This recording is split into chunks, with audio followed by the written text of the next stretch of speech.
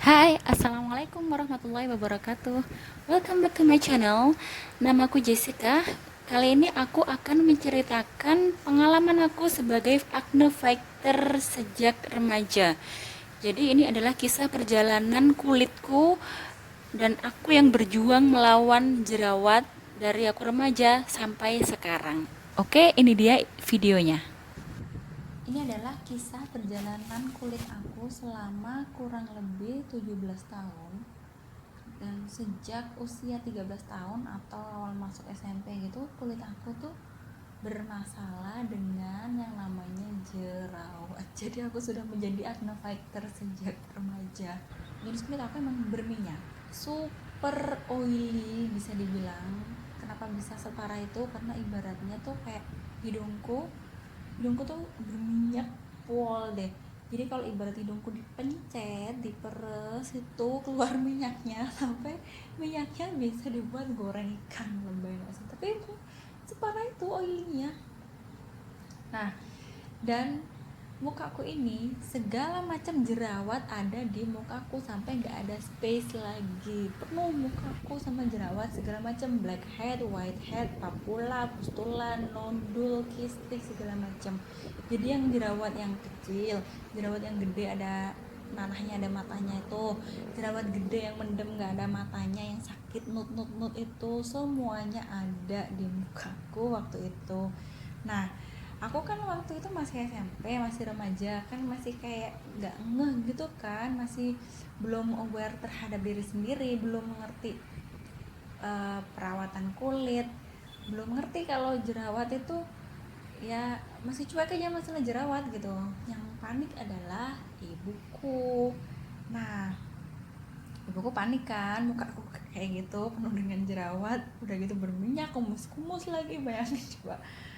Nah, akhirnya aku sama ibuku dibawa ke dokter di kotaku, di kota, kecamatan, kota. Dokter tersohor di kecamatan aku. Dia sebenarnya tuh dokter umum ya kan. Dia praktek umum. Dia di rumahnya praktek orang sakit, menerima orang sakit. Jadi kalau di daerah-daerah tuh emang banyak dokter umum yang buka praktek di rumahnya. Jadi orang-orang kalau sakit tuh nggak perlu datang ke rumah sakit, tapi datang aja ke rumahnya si dokter umum yang buka praktek di rumah itu. Biasanya buka prakteknya umumnya pagi atau sore sampai malam gitu kan. Nah, tapi dokter itu juga tetap ada jadwal praktek juga di rumah sakit. Jadi kalau nyari tuh dokter di rumah sakit juga bisa. Cuman nggak tahu deh, orang-orang lebih suka datangin ke rumahnya. Aku juga gitu sih. Aku kalau sakit juga datang ke dokter ini, si dokter ini kan, dokter tersohor tuh. Nah, jadi pagi dokter tuh buka buat orang sakit ya kan, dan banyak banget yang cocok sama dokter ini, mulai dari bayi, balita, remaja, sampai kakek nenek tuh kalau sakit banyak yang cocok ke dokter ini. Punya rame, antri deh pokoknya kalau ke dokter ini. Nah, pagi dia praktek di rumah sekitar jam 7 atau jam 8-an lah ya, sampai jam 9 sampai jam 10 sampai pasien habis. Itu buat orang sakit. Terus habis itu tutup kan dia siang jam 12 atau jam 1-an gitu, aku lupa. Dia buka praktek buat estetika, buat kulit gitu, sampai jam berapa aku nggak paham, pokoknya paling sampai habis pasien kali ya, sampai sore gitu.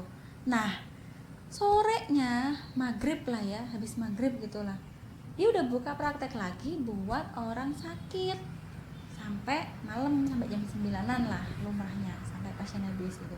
Dan itu dia masih harus ada jadwal praktek lagi di rumah sakit. Aku nggak tahu jadwalnya jam berapa, pokoknya dia pasti ada jadwal praktek di rumah sakit gitu kan. Bayangin coba betapa capeknya dia, udah praktek di rumah sakit, praktek di rumah 3 hari, 3 kali sehari, udah kayak minum obat. Dan dia praktek estetikanya, praktek kulitnya itu, dia kan punya banyak alat-alatnya lengkap, alat-alat buat facial gitu, kayak di klinik-klinik kecantikan gitu, lengkap dia punya di rumahnya tuh, di tempat prakteknya. Itu dia sendiri yang handle buat facial konvensional, kayak bank aja konvensional. Ya facial yang sakit itu loh, yang diambilin jerawatnya manual. Zaman dulu kan belum kenal eh, facial yang tanpa rasa sakit itu kan. Apa sih istilahnya, aku lupa sih. Facial, coba nanti aku tulis di situ.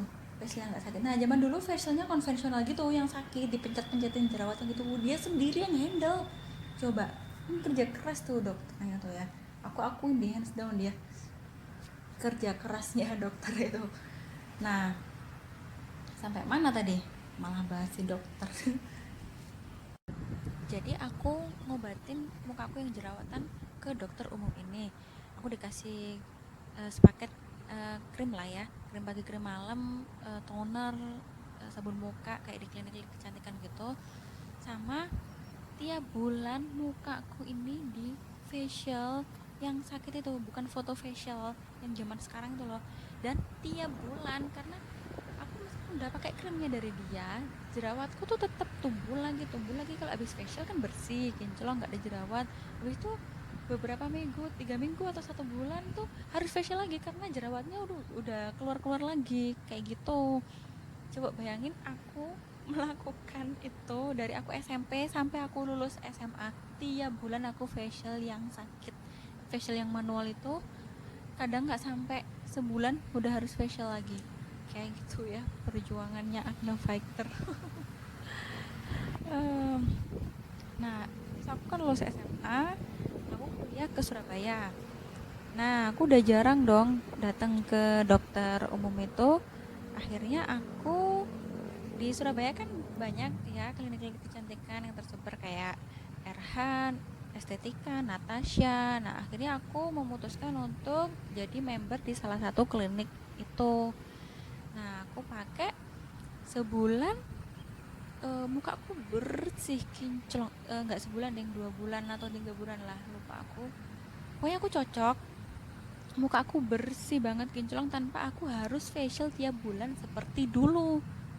Nah sama dia pakai, dikasihnya kan sama apa namanya, krim malam pagi, sabun muka, toner, dan ada krim iritasi juga. Nah jadi prosedurnya tuh kalau di klinik kecantikan kan konsultasi dokter, habis itu facial ya kan, syarat pertamanya. Habis itu dikasih sepaket krim tadi itu plus krim iritasi gitu. Jadi kalau mukanya iritasi atau merah-merah, apa ya istilahnya, kering perih-perih gitu, stop dulu krimnya, pakai krim iritasi ya kan, masih gitu kan. Kenapa dikasih krim iritasi? Nah aku dulu tuh ya nggak tahu kan, aku kan kayak pasrah bongkoan aja gitu loh sama dokter, nurut aja apa kata dokter. Iya dokter bilang gini, iya dokter pakai krim ini, iya gitu. Aku ini kan orangnya kan setia ya, jadi kalau aku udah cocok, aku udah ngerasa cocok, nggak ada masalah, aku akan tetap di situ terus. Aku nggak ada kepikiran buat ganti-ganti, pindah-pindah klinik gitu. Jadi aku ada di klinik itu kurang lebih 7 tahun lah ya. Jadi aku memasrahkan kulitku ke klinik itu dengan pakai krim itu tiap hari. Kalau ada iritasi stop dulu, pakai iritasi dulu. Kalau iritasinya sembuh, pakai krim lagi gitu kan. Dan muka aku emang benar-benar mulus, cuman masalahnya ya itu tadi, iritasi. Kayaknya hampir tiap bulan deh kulit aku mengalami iritasi, cuman aku nganggapnya ya biasa aja, ya udah pakai krim iritasi gitu kan, karena dari dokternya juga gitu, jadi aku nganggapnya juga wajar aja gitu kan. Nah eh, ternyata sekarang ini aku kayak baru tahu gitu loh, baru tahu dari baca-baca, ternyata kalau kulit iritasi itu adalah salah satu indikasi kulit kita tidak cocok terhadap suatu produk. Produknya apa ya nggak tahu, karena dulu kan waktu di klinik kita pakainya kan langsung brek gitu kan, langsung bareng gitu kan. Krim pagi, toner, sabun mukanya nggak satu-satu dulu, nggak sabun mukanya dulu dicoba, kalau udah cocok baru krim paginya dicoba, nggak gitu langsung semuanya. Jadi aku nggak tahu, kita nggak bisa tahu mana yang nggak cocok di kulit kita karena pakainya barengan gitu kan. Kalau dibilang pasti cocok itu kan dokter meracikin khusus buat kulit kita, belum pasti cocok juga. Maksudnya tetap ada kemungkinan nggak cocok walaupun itu emang spesial dokter racikan untuk kita, dan yang ngeracik dokter orang yang pinter kan, SPKK yang udah terpercaya lah ya, bukan abal-abal. Tetap ada potensi nggak cocok, walaupun dia memang aman ya untuk kulit kita, tapi potensi nggak cocok itu tetap ada.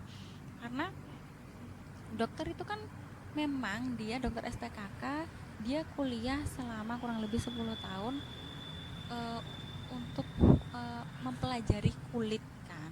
Dia pelajari itu kan kulit secara general, kulit orang-orang yang umum saja. Sedangkan kondisi kulit setiap orang itu berbeda-beda. Kondisi kulit setiap orang itu benar-benar personal, nggak ada yang sama. Dan siapa yang paling mengerti kondisi kulit? Ya tentu saja yang punya kulit, kita kan.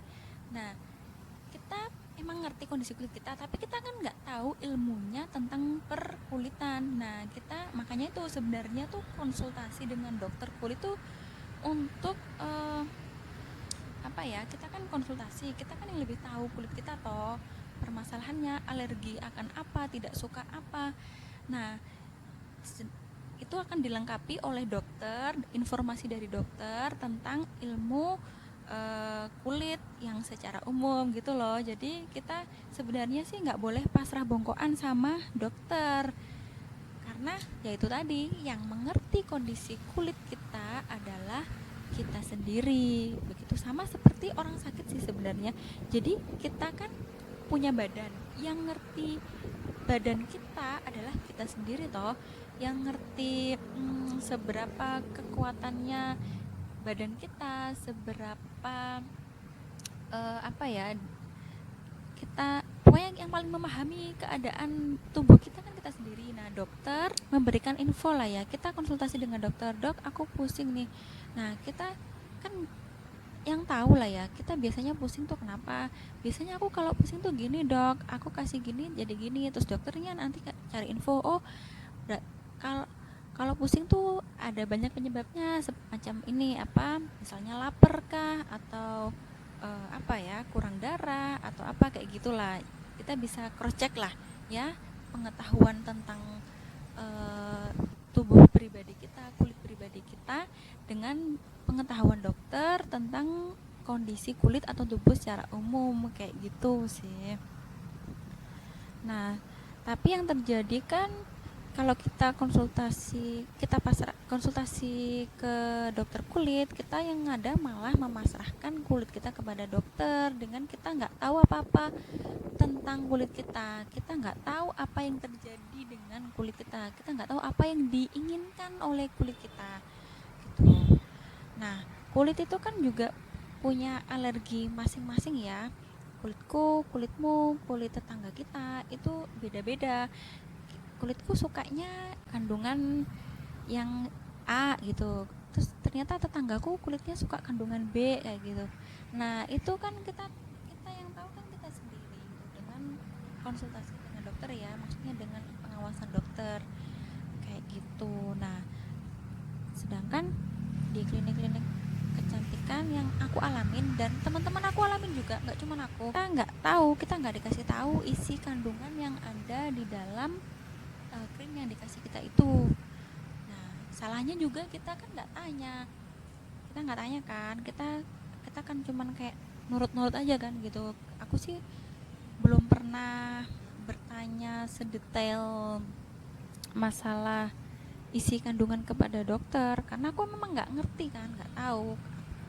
Mungkin karena memang aku bukan anak sains kali ya. Mungkin kalau kalian itu anak sains ya bisa lah coba tanya-tanya yang lebih detail, kalian kan pasti paham lah ya sedikit banyak. Di klinik kecantikan itu kan dia kan juga jual produk kan tentunya.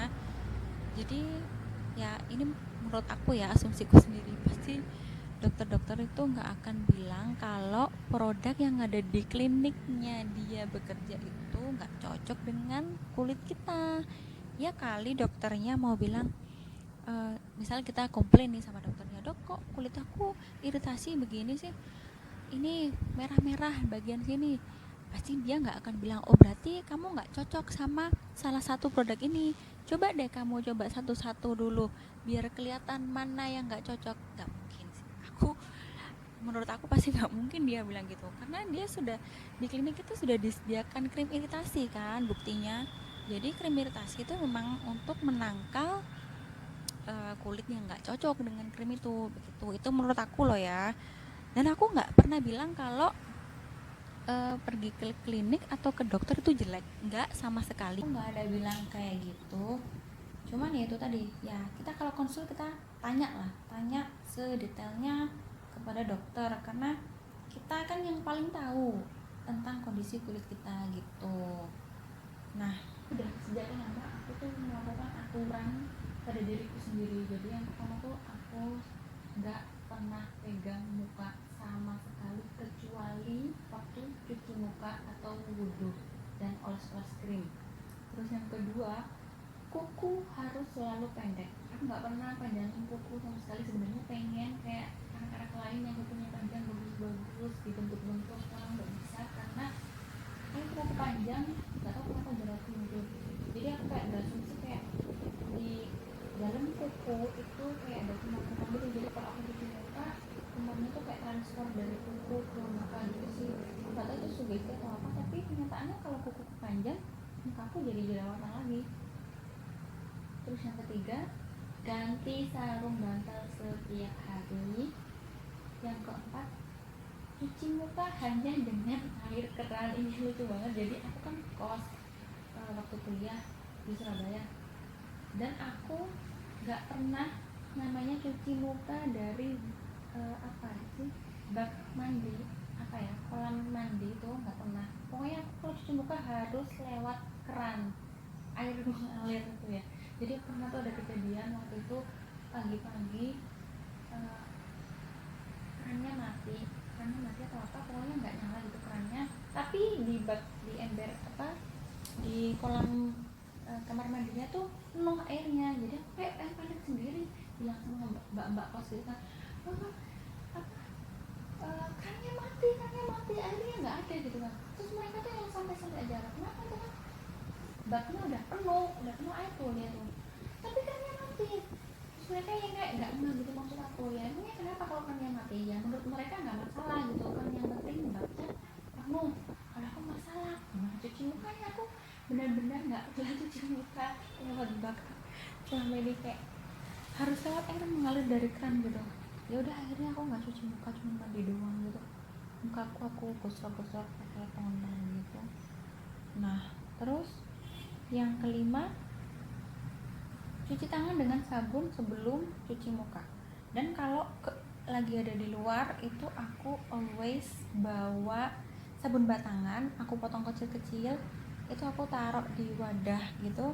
Jadi kalau mau wudhu di tempat umum kan nggak disediain sabun kan di tempat wudhunya. Nah itu aku cuci muka pakai sabun yang aku bawa itu, yang sabun batangan yang aku potong kecil-kecil itu. Nah dan itu aku lakukan jauh sebelum adanya corona ya, please. Aku lakukan itu bukan karena corona tapi karena jerawat di muka aku. Terus yang keenam, sebelum aku ritual pakai krim, pakai skincare gitu kan ya, karena aku cuci tangan ya toh. Nah habis cuci tangan itu gak boleh pegang apapun, gak boleh pegang gagang pintu, pegang HP, pegang tembok, apapun nggak boleh pegang. Jadi harus habis cuci tuh tangan, menurutku tuh tangan tuh udah steril kalau habis cuci ya, nggak boleh pegang apapun. Padahal kenyataannya walaupun kita udah cuci tangan, cuci muka, tuh tetap ada bakteri. Ya udah sih ya, biarin aja, itu mungkin sugesti dari aku, dan aku tetap lakukan itu sampai sekarang. Nah balik lagi ya tadi ke dokter di klinik kecantikan itu selama kurang lebih 7 tahun kan ya, sampai aku lulus kuliah. Jadi aku kuliah 5 tahun, terus aku kerja bentar, nggak sampai setahun, terus aku nikah, hamil, punya anak. Habis anak pertama lahir itu aku kayak yang moodku berubah drastis gitu loh. Ya wajar sih, namanya orang melahirkan itu emang hormonnya kayak berubah gitu kan katanya. Nah aku yang males banget pakai krim-kriman gitu. Aku udah kayak males banget deh, mager, udah ribet sama anak. Jadi kayak hidupku yang berubah total dari sebelumnya nggak punya anak tiba-tiba punya anak. Ya nggak tiba-tiba juga sih, kan udah hamil 9 bulan. Nah hidupku yang berubah banget, aku kayak adaptasi sama kehidupan yang baru, nggak sempat rawat muka lah ya istilahnya kayak gitu. Terus muka aku tuh jadi yang jelek gitu sih menurut aku. Pokoknya yang sebenarnya jerawatnya nggak terlalu banyak, keluar jerawat tapi nggak terlalu banyak kayak dulu zaman aku SMP dulu parah gitu. Cuman jelek aja gitu, kusem, terus apa ya, kayak kering, pokoknya kayak nggak keurus gitu deh. Nah aku sampai nggak pede kemana-mana, nggak pede keluar rumah, sampai suamiku tuh kayak yang marah gitu, ngapain sih nggak pede gitu. Ya aku emang nggak pede karena muka aku ya kayak gini kan, aku nggak biasa kan muka kayak gitu, biasanya muka aku yang halus, licin, mulus gitu kan.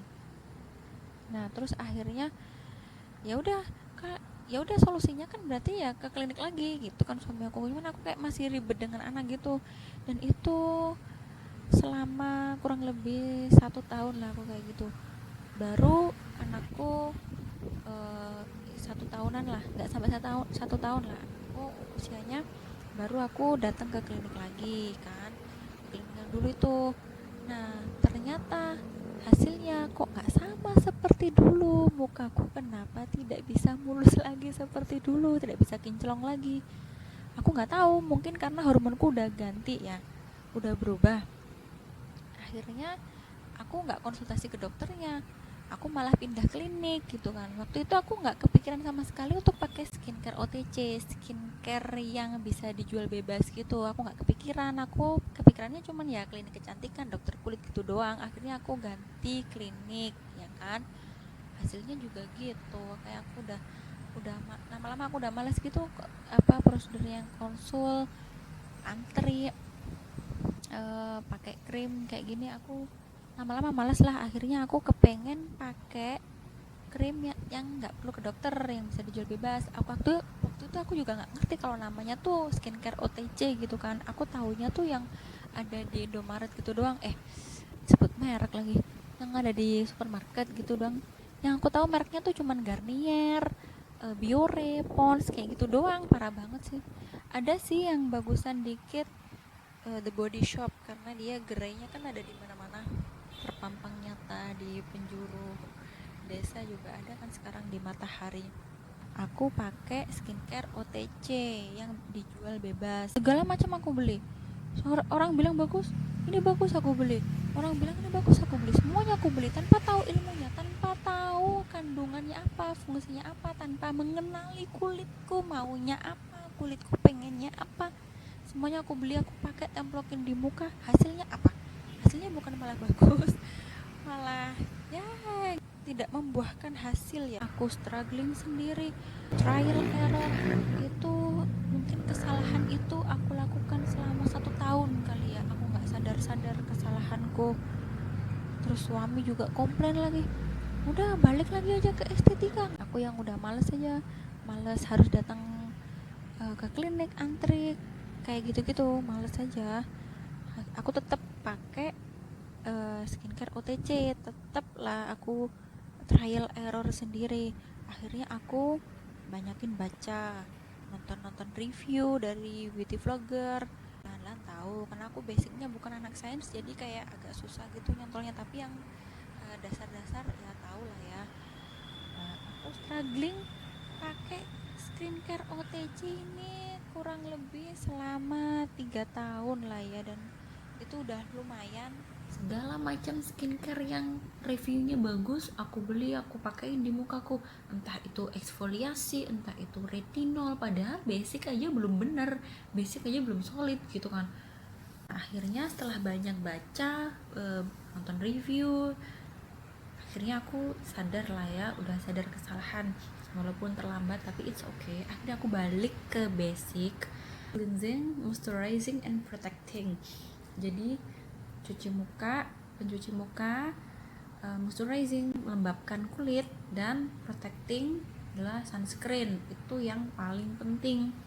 Dan aku mencari produk basic yang cocok ini juga harus trial error dulu, butuh waktu kurang lebih setahun atau 2 tahun ya, aku lupa, aku mencoba memahami kebutuhan kulitku.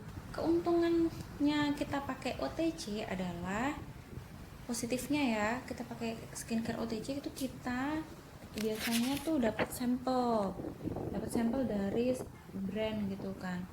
Ya kita bisa coba dulu, kalau cocok beli, kalau nggak cocok ya nggak jadi beli, cari yang lain gitu. Kita kayak bebas gitu loh menentukan mana yang mau kita pakai, mau dari cleansernya pakai brand A, sunscreennya pakai brand B, moisturizernya pakai brand C, itu terserah mana yang cocok, yang kulit kita suka gitu.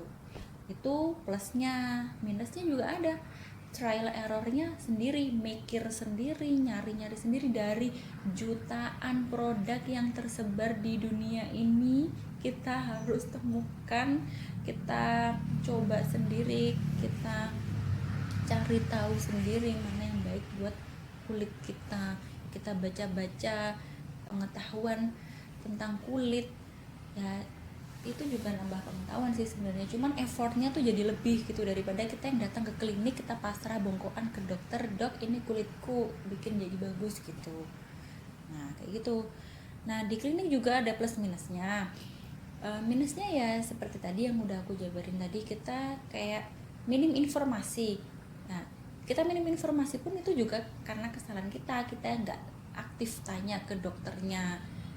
Nah, mungkin kalau kita aktif tanya, dokternya bisa jawab. Kalau kita juga udah paham sedikit-sedikit soal sains, soal kimia, dokternya mungkin juga akan nyambung dengan kita kalau ngobrol dengan dokter gitu.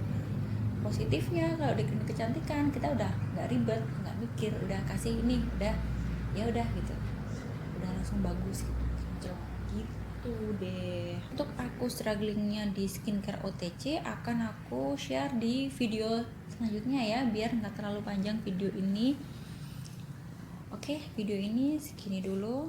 Semoga bermanfaat dan sampai jumpa di video selanjutnya. Bye. Assalamualaikum warahmatullahi wabarakatuh.